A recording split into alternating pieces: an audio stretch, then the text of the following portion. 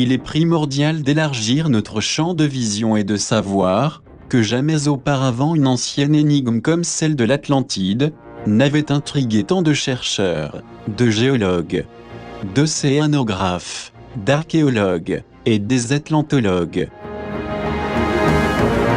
Depuis que le célèbre philosophe Platon a fait mention de son existence, il y a plus de 2000 ans, les experts les plus réputés en la matière se sont consacrés à chercher des preuves et des vestiges sur la possibilité qu'une civilisation très ancienne ait pu exister et que pour des raisons encore ignorées par la science officielle, elle ait disparu sous les eaux de l'océan.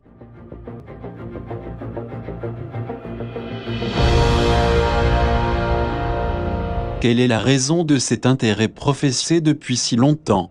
A-t-il vraiment existé ce qui pendant des millénaires a été nommé le paradis perdu? Et si oui, aurait-il été englouti par les eaux de façon inclémente? Est-ce que les recherches menées seraient la clé suprême qui aiderait à déchiffrer non seulement notre passé lointain, mais aussi les origines de notre actuelle civilisation?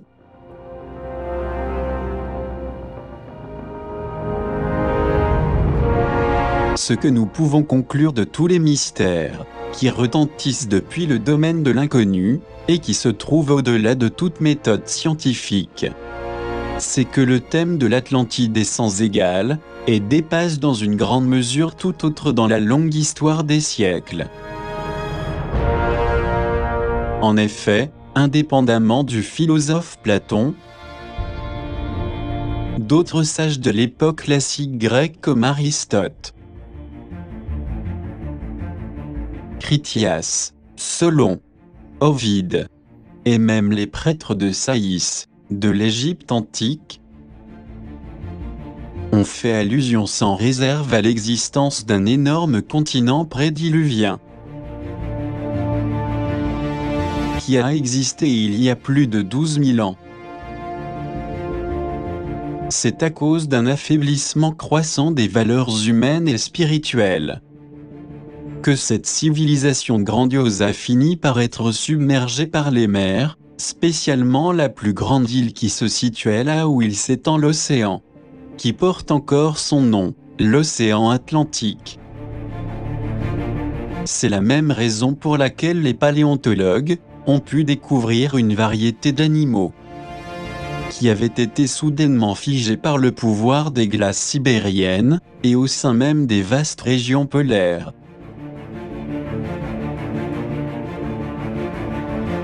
Dans le même temps, on a aussi appris l'existence de pyramides gigantesques qui étaient totalement ignorées.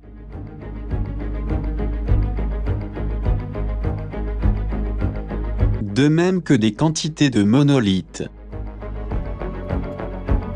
et de dolmens, ainsi qu'un grand nombre de menhirs et de cromlechs distribués sur toute la planète.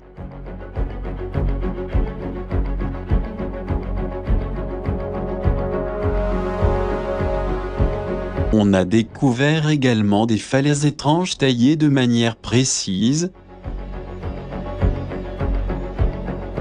ainsi que des chaussées parfaitement tracées, montrant leur structure artificielle.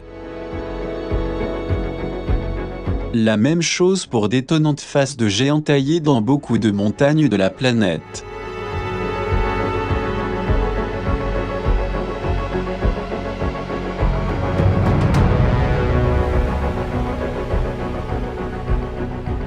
Et d'autres dans des grottes. Des sarcophages impressionnants conçus pour l'inhumation d'êtres géants.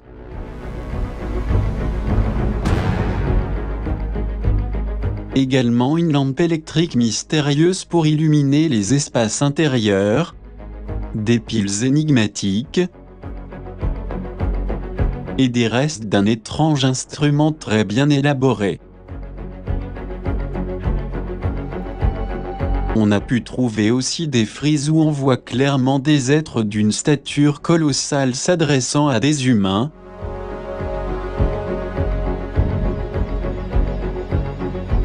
Sans oublier le cas irrésolu de l'animal préhistorique inexplicable du lac Ness, en Écosse. On peut s'apercevoir en hauteur de beaucoup d'autres vestiges présentés comme preuve de l'existence de singuliers et illogiques chemins ou pistes d'atterrissage. Des traces où l'on montre quelque chose de très puissant et une vie abondante existante, il y a beaucoup de milliers d'années.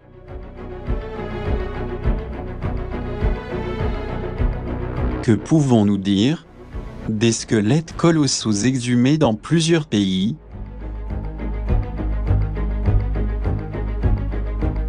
confirmant avec ces découvertes que des géants habitaient la Terre à des époques très reculées.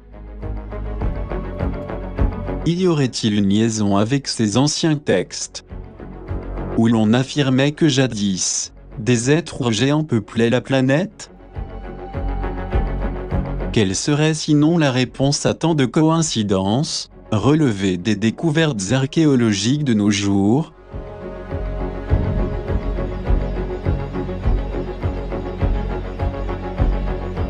Il s'avère évident que pendant une très longue période, le gigantisme était prédominant sur la planète.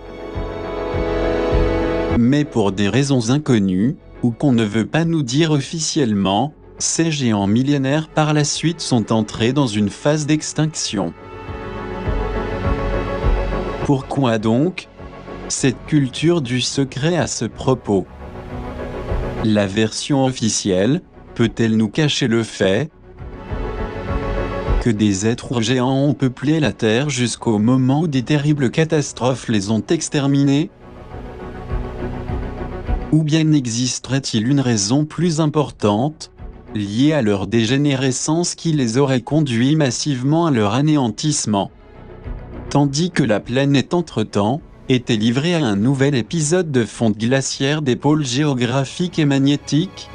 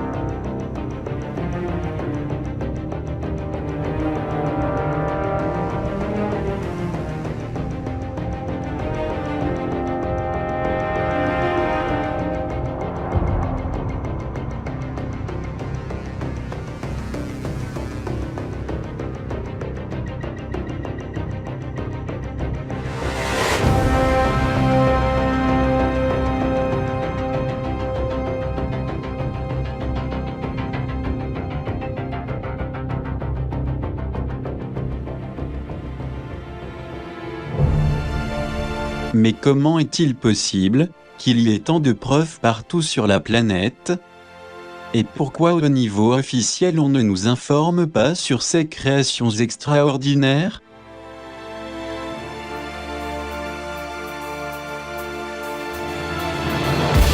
Essaie-t-on de dissimuler l'impossible ou alors que nous cache-t-on derrière, qui fait que certains n'ont pas envie de le rendre public, alors qu'un monde inexplicable rempli d'énigmes existe bel et bien?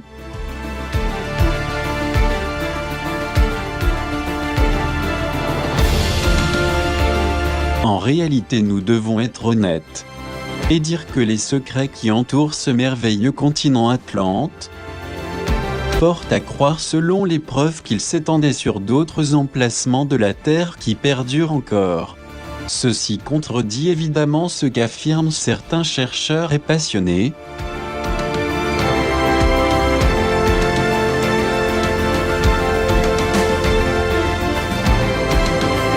qui voient l'Atlantide uniquement et concrètement comme une île. Les fouilles persistantes, toutefois, montrent que d'autres vastes régions qui existent encore sur la Terre faisaient aussi partie de ce continent perdu.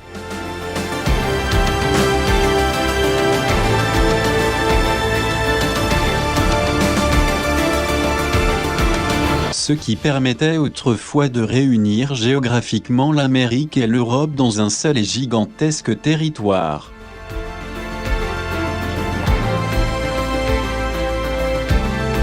C'est pour cela qu'encore de nos jours, nous pouvons trouver beaucoup de terres sectionnées ou séparées, nous indiquant qu'elles étaient par le passé réunies dans le même continent. Mais la séparation des terres n'est pas la seule évidence. Il y a aussi l'étrange inclination subie par le continent atlantique lors de sa disparition après la submersion de la civilisation atlante. Que pouvons-nous dire au sujet des innombrables fossiles trouvés dans plusieurs déserts? Est-ce la preuve également que ceux-ci faisaient autrefois partie des océans? En outre, certaines radiations peuvent encore être détectées dans de nombreux endroits où l'on pense qu'il y a eu des guerres dans le passé, avec des explosions nucléaires qui ont détruit des pays entiers. Or, quelles explications plausibles peut-on donner sur ces phénomènes non élucidés, et dont les gouvernements ne veulent même pas en parler?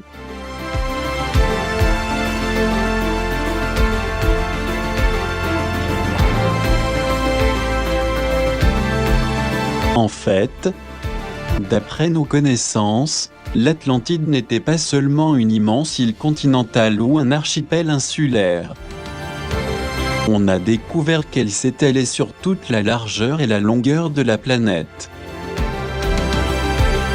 Son principal centre démographique était Posidonia, qui faisait partie de ce qui est maintenant la surface occupée par l'océan Atlantique. C'est pourquoi cet océan prend ce nom en l'honneur de l'Atlantide. Pour confirmer ce qui vient d'être dit, il suffit de voir ce qui a été enregistré dans des textes anciens, des gravures, et de nombreuses descriptions hiéroglyphiques, qui parlent d'une grande île qui exista jadis.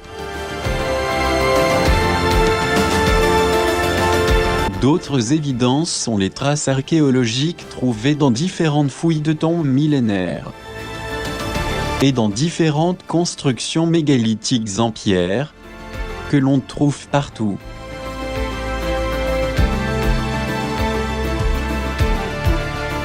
Car il est clairement mentionné que les anciens Atlantes étaient plus grands que nous. C'est-à-dire qu'ils mesuraient à l'époque en moyenne environ 2,5 mètres,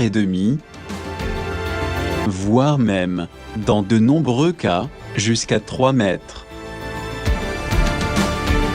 Tout cela prouve bien ce que nous avons avancé, c'est-à-dire la découverte dans de nombreuses parties de notre planète de colonies lointaines et mystérieuses, dont on ignore jusqu'à présent les origines. Autrement dit, il existe de nombreux vestiges, certains à la surface de la Terre, et d'autres au fond de la mer, qui témoignent de l'existence d'une civilisation passée, dévastée par le nommé déluge universel.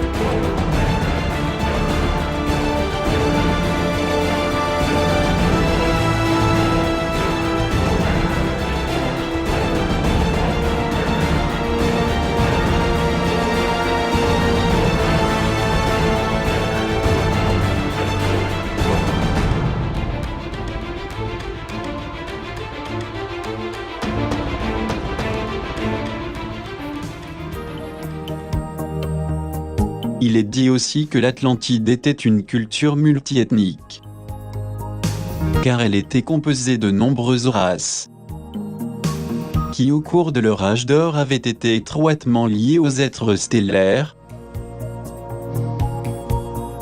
qui leur ont transmis d'énormes connaissances scientifiques et des technologies de très haut niveau.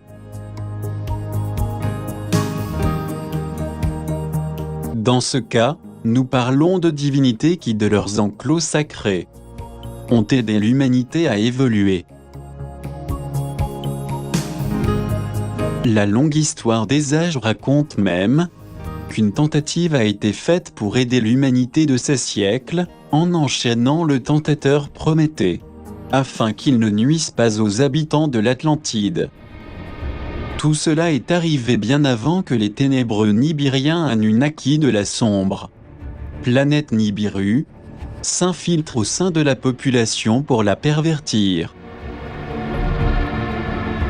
C'est précisément à cause de ces terribles connexions physiques et énergétiques qu'au fil des siècles ils ont fini par devenir nos ancêtres les plus proches, et ils constituent notre héritage reçu depuis de nombreux siècles.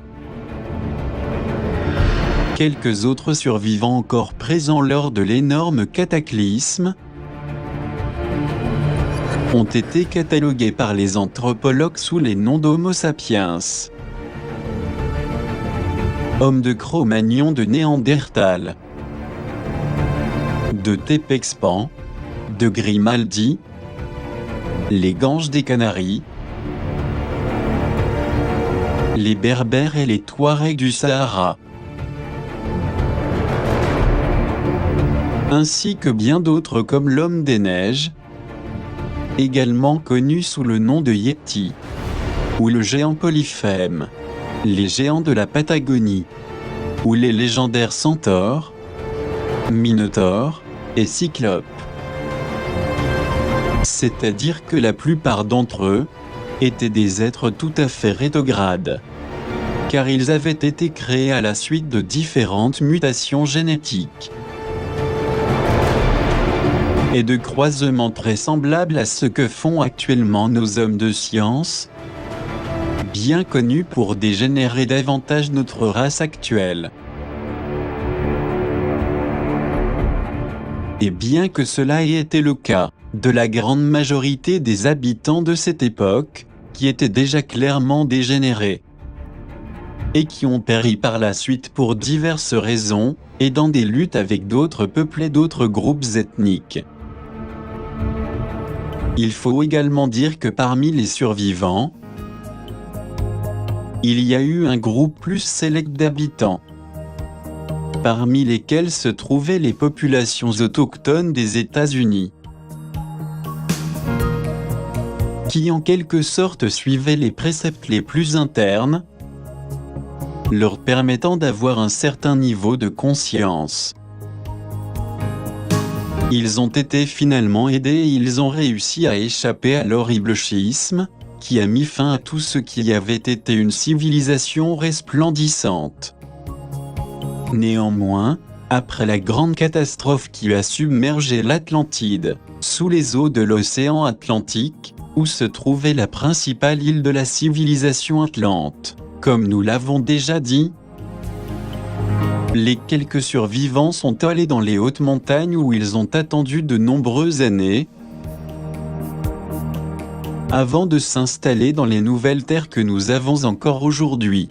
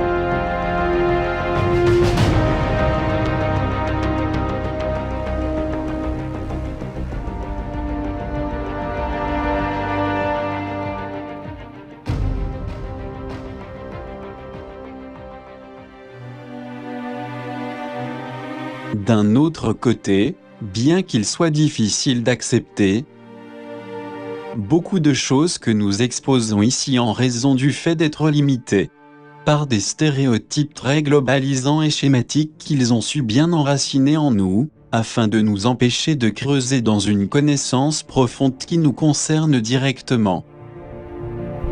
La vérité, c'est que nos origines ethniques et génétiques sont étroitement liées à un vaste supercontinent antérieur à l'Atlantide.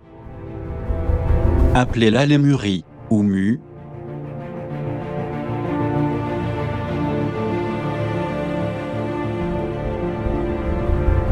Situé au milieu de l'océan Pacifique.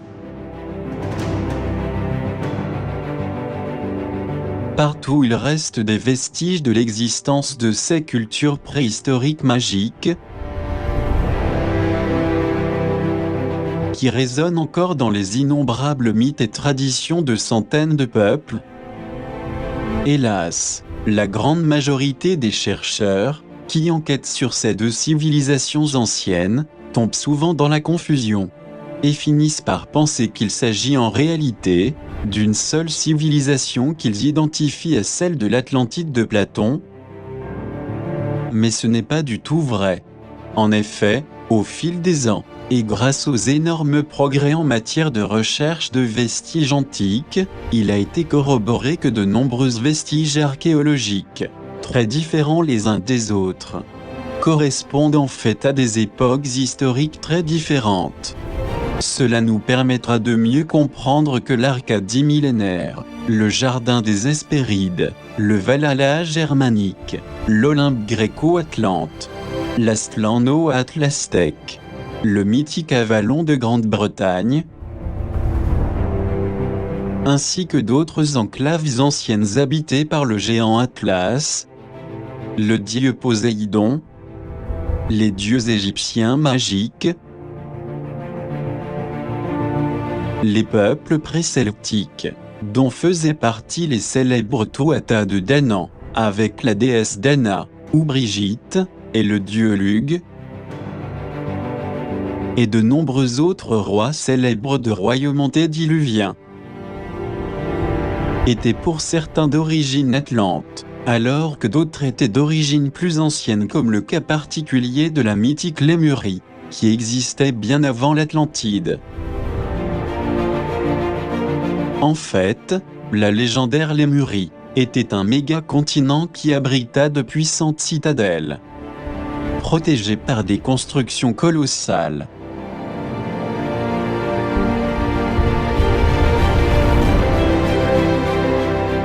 À ce jour, on a même conservé quelques petites enclaves qui peuvent être observées dans plusieurs pays d'Amérique du Sud, et qui ont ensuite cédé la place à des cultures préandines, telles que les Ancas, les Chimous, les Paracas,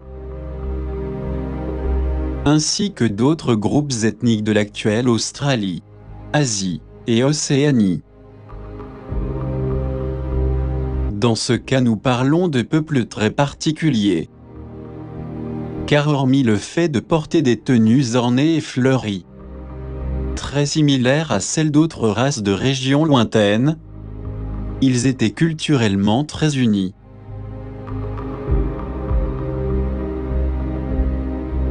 Ils avaient un trait physique commun, en raison du lien de consanguinité, à savoir les longues oreilles que l'on peut encore voir dans les peintures anciennes, ainsi que dans de nombreuses statues non seulement en Amérique, mais aussi dans l'Inde millénaire, et même au Tibet. Ce qui indique qu'il y avait un lien de parenté qui a été enregistré, montrant ainsi de nombreuses formes de liens très proches.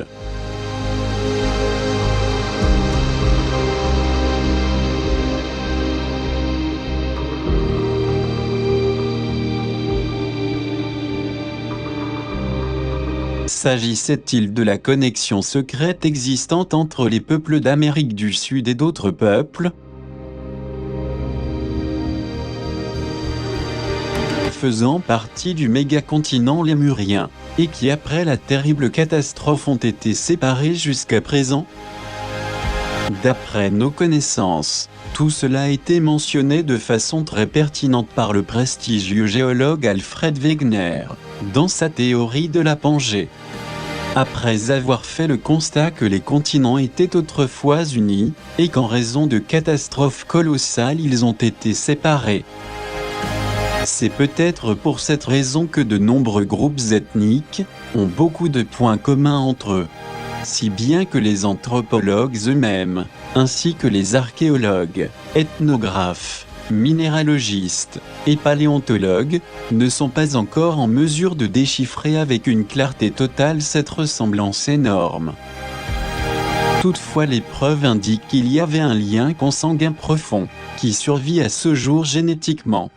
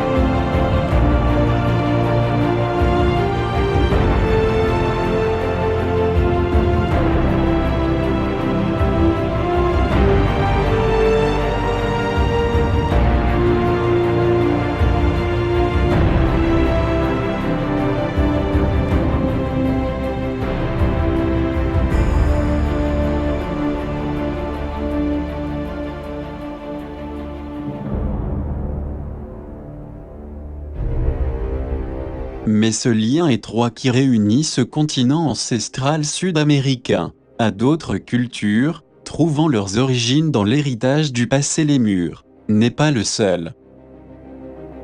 Bon nombre d'îles du Pacifique, telles que l'île de Pâques et les îles Maldives, ainsi que le Tibet, voire même l'île sous-continent de l'Australie,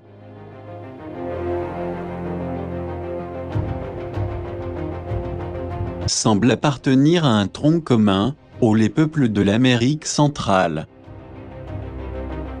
Car même si leurs terres ancestrales ont disparu de la même façon, ces cultures ont encore beaucoup de traditions en commun. Par exemple, leurs coiffes et leurs instruments de musique sont très similaires.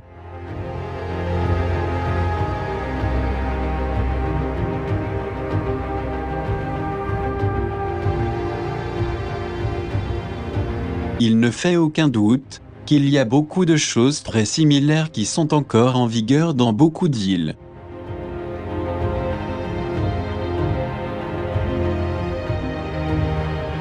On peut aisément remarquer tout cela dans cette connexion intime que l'on peut observer dans de petits vestiges, qui sont toujours clairement visibles sur tout le continent de l'Océanie.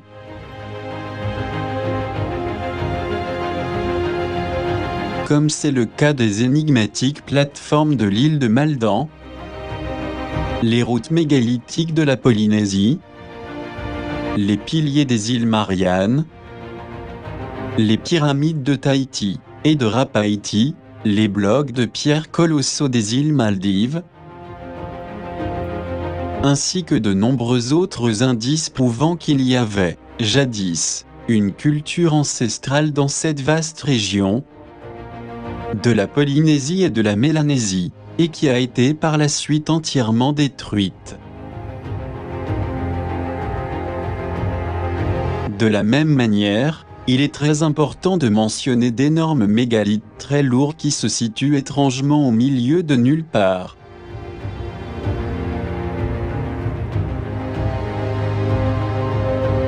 Et de certains types de pierres d'origine inconnue, car il n'y a pas de carrière similaire dans cette région. Il convient également de savoir, au sujet de certaines citernes énormes en forme de pot et de couvercle, montrant à l'évidence que seule une tribu de géants aurait pu les construire.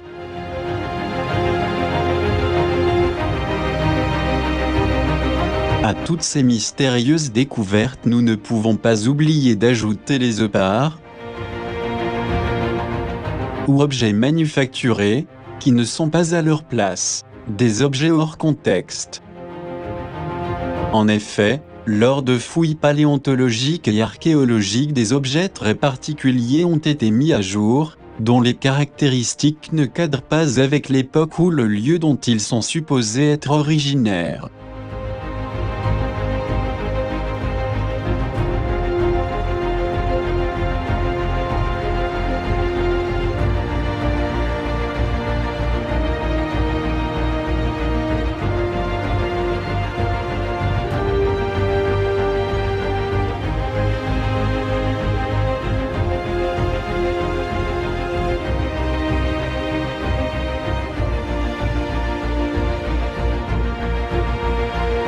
Et sur lesquels on peut voir clairement un ensemble d'engrenages d'une complexité scientifique surprenante. L'existence de ces objets mène à croire que les peuples anciens avaient une technologie très avancée.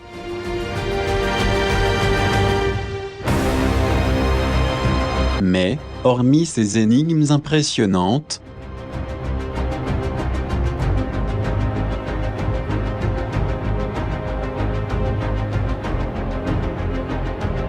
que pouvons-nous dire des tortues géantes des îles Galapagos du Pacifique, ainsi que des grands oiseaux et des arbres dévorateurs de l'île de Madagascar? Sont-ils un lointain souvenir d'espèces colossales qui existaient dans la mythique Lémurie?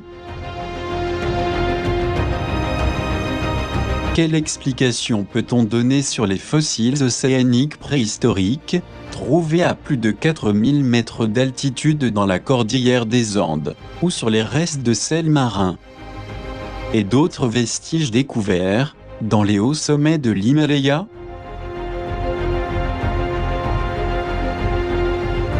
Ont-ils vraiment fait partie du même continent colossal à une époque ancestrale?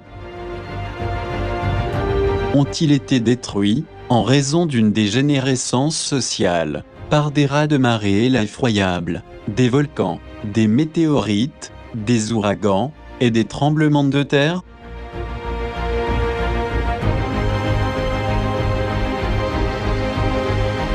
Nous pouvons en déduire que nous sommes confrontés à une situation similaire qui concerne sérieusement l'ensemble de l'humanité en général.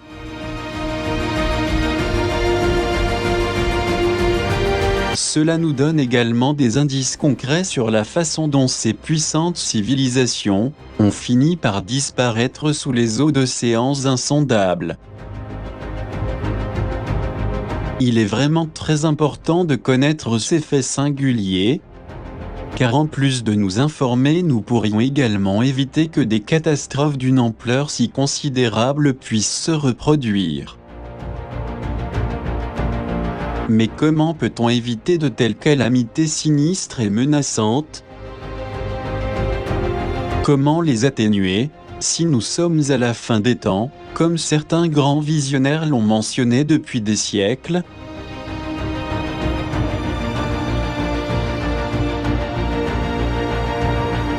De notre point de vue, il ne sera possible de contrecarrer ces malheurs que si nous faisons un contrepoids énergique et un réel changement dans nos vies misérables, si nous aspirons à être différents.